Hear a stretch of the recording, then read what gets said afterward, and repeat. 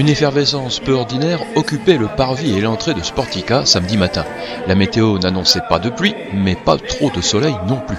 Et c'était tant mieux pour les 97 participants à la première édition de Autour de Gravelines qui allaient passer une bonne partie de la journée dehors. Mais c'est quoi Autour de Gravelines ? Alors Autour de Gravelines, c'est une idée un petit peu délirante qui nous est venue il y a 1 an et demi. On s'est dit, tiens, on a juste une super idée, c'est de faire découvrir Gravelines ou redécouvrir Gravelines en s'amusant et en réunissant un ensemble de partenaires qui avaient envie, sur la base du volontariat, de donner quelque chose. Pour découvrir ou redécouvrir Gravelines, il y a déjà plusieurs propositions. Il faut dire que la ville ne manque pas d'atouts. Mais cette fois est ajouté le jeu avec des épreuves physiques et intellectuelles qui débouchent sur une quête de mots qui composent une phrase. Chaque équipe arrive avec sa feuille de route et on a décomposé la ville en 2 grandes parties. Le matin, on se trouve entre le parc et Sportica. L'après-midi, c'est un parcours plus ramassé puisqu'il part de la plage de Petit-Fort-Philippe, mais les efforts à produire sont les mêmes que le matin. Chaque équipe doit passer les mêmes épreuves sans qu'il y ait rivalité. Il y a quand même dans les équipes un esprit de compétition. C'est surtout pas une course, c'est surtout pas une compétition, c'est ouvert à tout public. Donc le but c'est de faire venir des Gravelinois, des non-Gravelinois, des enfants, des tout petits, des plus âgés, voilà, et de se balader dans Gravelines et découvrir Gravelines, mais en jouant. Départ du rallye pédestre au parc des Rives de la Haye, où les équipes se sont livrées aux premières épreuves sportives et ludiques de leur parcours. Mounia et Marie-Hélène, qui font équipe ensemble, sont venues avec leurs enfants. C'est marrant, moi je trouve. Ça nous fait plus bouger que d'habitude. Ça nous sort de notre quotidien, ça fait du bien. Oui, c'est vrai, sportivement c'est pas mal, hein, ça permet de bouger puis de se rendre compte que c'est important le sport, même simple, hein, marcher comme ça, discuter avec les enfants, rigoler, c'est sympa. On a plein d'énergie, on va plein d'imagination. Ouais, on va y aller là. Les enfants ils vont nous aider, bien évidemment, et puis on va faire un truc tip top. Ouais.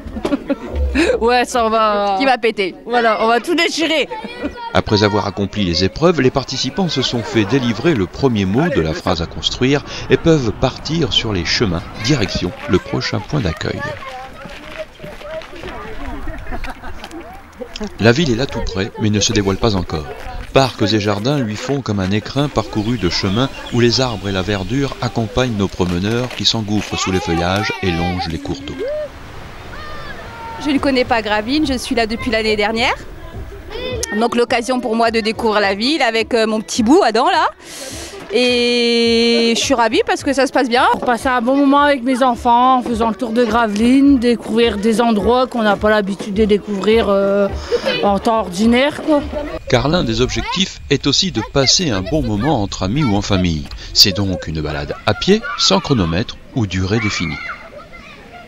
Le parcours est jalonné de lieux à visiter, comme ce matin, la maison de quartier du Pont de Pierre, la pépinière, la médiathèque et le musée, où se cachent les mots de la phrase à construire. À la maison de quartier, un peu de repos, un peu d'exercice, un pas de danse et un nouveau mot dans l'escarcelle des équipes en balade. Il faut déjà songer à repartir, traverser les derniers remparts de verdure, avant ceux de pierre, puis la ville par un passage discret.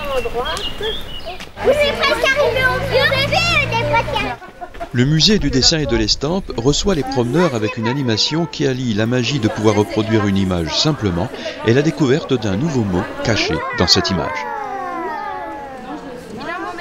À peine le temps de s'attarder sur les œuvres exposées qu'il faut repartir.